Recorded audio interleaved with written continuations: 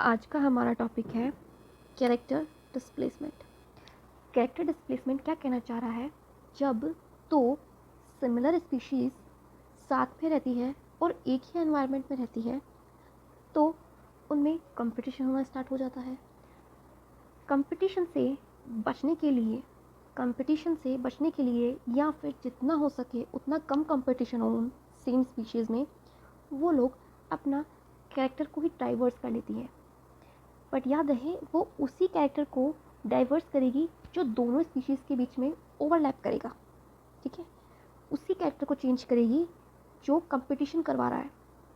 Okay, पूरी body के features को चेंज नहीं करेगी, सिर्फ morphologically particular some characters, that's it. ठीक है, आइए स्टार्ट करते हैं कैरेक्टर डिस्प्लेसमेंट को। इसको एक्सप्लेन किया था William L Brown and E O. Wilson ने। ठीक है, क्या कहना चाह रहा है character displacement? When two species that live together in same environments tends to diverse in those character that overlap. जो कैरेक्टर्स ओवरलैप हो रहे हैं दो स्पीशीज़ के बीच में, वो उस कैरेक्टर को due to evolutionary process diverse कर लेगी उन कैरेक्टर्स को। ठीक है, एक दिन में चेंज नहीं कर सकते हैं कैरेक्टर्स को, ना ही फूड प्रेफरेंस को। ठीक है, according to evolution, time taking process है ये एक तरह की। ओके, नेक्स्ट पॉइंट क्या कह रहा है? Morphologically difference due to competition. Morphologically species तो सेम ही रहेगी, वो दोनों स्पीशीज़ तो सेम ही है, एक ही एंसेस्टर्स निकली हुई है, एक ही पूर्वज है।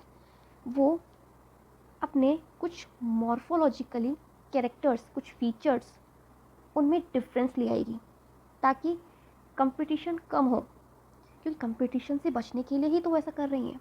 देखिए, ह्यूमन से ज़्यादा इकोलॉजी को एनिमल्स के पर्सपेक्टिव से समझना ज़रूरी है। एक एनिमल क्या चाहता है? Food, territory and mating partner.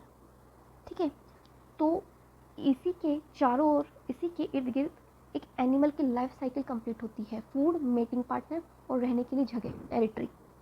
ठीक है, इन सब को फेस करने के लिए वो अपने में कुछ चेंजेस करते हैं, अपने फूड में कुछ चेंजेस करते हैं। उन्हीं में से एक एग्जांपल है कैरेक्टर डिस्प्लेसमेंट, कि वो अपने कैरेक्टर को भी चेंज कर सकते हैं अकॉर्डिंग टू देयर प्रेफरेंस। ठीक है, नेक्स्ट पॉइंट क्या कह रहा है? Character displacement reduce competition. देखा, कंपटीशन को रिड्यूस करने के लिए वो अपने कैरेक्टर को भी डिस्प्लेस कर सकते हैं, अपने कैरेक्टर को भी डाइवर्स कर सकते हैं, अपने कैरेक्टर को भी चेंज कर सकते हैं मॉर्फोलॉजिकली कुछ फीचर्स। ठीक है, नेक्स्ट एक काफ़ी इंपॉर्टेंट पॉइंट है, सिंपैथेटिक जो स्पीशीज़ होती हैं उनमें देखा गया है हाई कैरेक्टर डिस्प्लेसमेंट, और जो एलोपैट्रिक स्पीशीज़ होती है उनमें काफ़ी कम या फिर ना के बराबर कैरेक्टर डिस्प्लेसमेंट देखा गया है। आइए थोड़ा समझते हैं सिंपैट्रिक एंड एलोपैट्रिक की क्या चीज़ है, ये दो वर्ड क्या है। ठीक है, सिंपैट्री, यहाँ पर मैं लिख देती हूँ एलोपैट्री। सिम मतलब सेम, पैट्री मतलब प्लेस, एलो मतलब डिफरेंट और पैट्री मतलब प्लेस। ठीक है, सिंपैट्री ये क्या डिफाइन करना चाह रहा है कि एक ही प्लेस पे दो सिमिलर स्पीशीज़ हैं।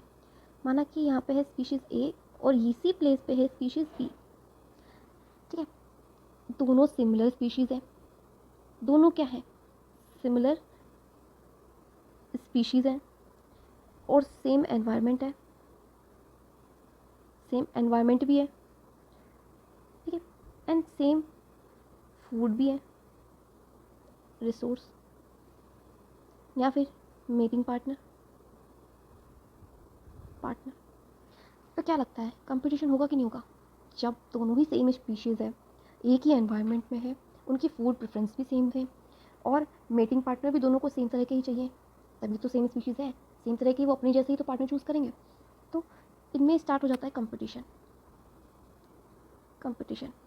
बट अगर इसी तरह कंपटीशन करते रहेंगे तो एक दिन आएगा कि दोनों में से सिर्फ एक ही बचेगा, एक के जीन तो गायब हो जाएंगे, जो स्ट्रॉन्ग होगा वही जीतेगा।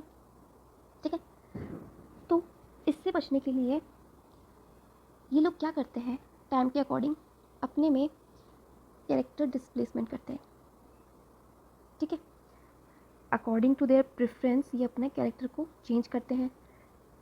ठीक है, अपनी फीडिंग स्टाइल, अपना मॉर्फोलॉजिकली अपने आप को मॉर्फोलॉजिकली चेंज करते हैं। मतलब सिंपैट्रिक में देखा जाता है हाई कैरेक्टर डिस्प्लेसमेंट। नेक्स्ट है एलोपेट्री।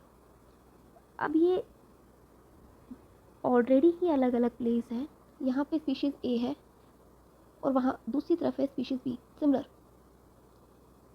सिमिलर स्पीशीज़ है। एक यहाँ है ये और दूसरा यहाँ पे। अब दोनों के डिफरेंट प्लेस है, डिफरेंट नेटिव्स है, ठीक है। अब जगह दूसरी है तो एनवायरनमेंट भी दूसरा ही होगा, एनवायरनमेंट डिफरेंट, एनवायरनमेंट दूसरा है, उसी अकॉर्डिंग उनके रिसोर्सेज भी डिफरेंट होंगे, रिसोर्सेज डिफरेंट। अब स्पीशीज़ ए को यहाँ पे अपना मैटिंग पार्टनर मिल जाएगा और स्पीशीज़ बी को यहाँ अपना मैटिंग पार्टनर मिल जाएगा, तो different mating partner. Species same होते हुए भी सब कुछ डिफरेंट है, डिफरेंट नेटिव है, डिफरेंट एनवायरनमेंट है, डिफरेंट रिसोर्सेज है, डिफरेंट नेटिव पार्टनर्स है, मैटिंग पार्टनर्स है। तो कंपटीशन किस बात का? इन दोनों के बीच में किस बात का कंपटीशन होगा जब सब कुछ डिफरेंट है इनके पास? तो यहाँ पे एलोपेट्रिक शो करता है लो कैरेक्टर डिस्प्लेसमेंट या फिर ना के बराबर, नो कैरेक्टर डिस्प्लेसमेंट, ज़रूरत ही नहीं करने की। ओके, समझ में आया एग्जाम्पल? ठीक है, और अच्छे से समझा सकते हैं। नेक्स्ट एग्जाम्पल ले लेते हैं, डार्विन फिंचेस। डार्विन फिंचेस क्या कहना चाह रहा है इसके एग्जाम्पल में? They coexist but due to evolution the beak of each bird species is different, they feed on seeds और डिफरेंट साइज। मतलब कि डार्विन फिंचेस लेती हूँ, डार्विन फिंचेस क्या बता रहे हैं कि ये सेम एनवायरनमेंट में रह रहे हैं। कहाँ रह रहे हैं? सेम एनवायरनमेंट, इनका रिसोर्सेज भी सेम है, सेम रिसोर्स क्या है? सीड। रिसोर्स भी सेम है, ठीक है, एनवायरनमेंट भी सेम है, तो डेफिनेटली पार्टनर भी सेम से ही होंगे, सेम स्पीसीज के होंगे, पार्टनर सेम, ठीक है, और सेम प्लेस है, ये लो। तो क्या होगा? फिंचेस क्या करेंगी? अब इनको या तो कंपटीशन करना होगा, अगर कंपटीशन करेंगी तो कोई ना कोई स्पीशीज़ की वैरायटी कम हो जाएगी। बट अगर इनको कंपटीशन नहीं करना है तो ये क्या करती हैं कि ये अपनी फूड प्रेफरेंस को चेंज करती हैं। कुछ फिंचेस करती हैं स्मॉल सीड पे फीड, कुछ करती हैं मीडियम सीड पे फीड और कुछ करती हैं लार्ज साइज सीड पे फीड। देखिए, कंपटीशन से बचने के लिए इन्होंने अपनी फूड प्रेफरेंस को ही चेंज कर लिया है। अब देखिए, फूड प्रेफरेंस को अगर चेंज करेंगे तो इनके फूड की ईटिंग स्टाइल को भी चेंज करना होगा। अगर ये फूड की ईटिंग स्टाइल को चेंज करेंगे तो इनके मॉर्फोलॉजिकली कैरेक्टर में भी धीरे धीरे चेंज आने लग जाएंगे कि जिस फिंचेस को छोटे सीड खाने पसंद हैं उनकी बीक साइज़ अलग टाइप की हो जाएगी, जिन फिंचेस को मीडियम साइज़ के सीड्स को ईट करना है उनकी बीक साइज़ अलग हो जाएगी, और जिसको लार्ज साइज़ करना है, जिसको लार्ज साइज सीड को ईट करना है उसकी बीक साइज अलग हो जाएगी। अंडरस्टैंड? ये ड्यू टू इवोल्यूशनरी प्रोसेस आता है, एक दिन में नहीं होता है, ये धीरे धीरे चेंजेस आते हैं। जब हम अपनी फूड प्रेफरेंस चेंज करते हैं तो हम उसी पैटर्न में, उसी स्टाइल से अपना कैरेक्टर भी चेंज करने लग जाते हैं, ठीक है। तो इन्होंने सबसे पहले क्या किया? अपनी प्रेफरेंस चेंज की, फिर इनके कैरेक्टर्स में चेंजेस आ गए और फाइनली इनका मॉर्फोलॉजिकली चेंज हो गए ये लोग, ठीक है। तो ये था आज का topic, character displacement. So thank you.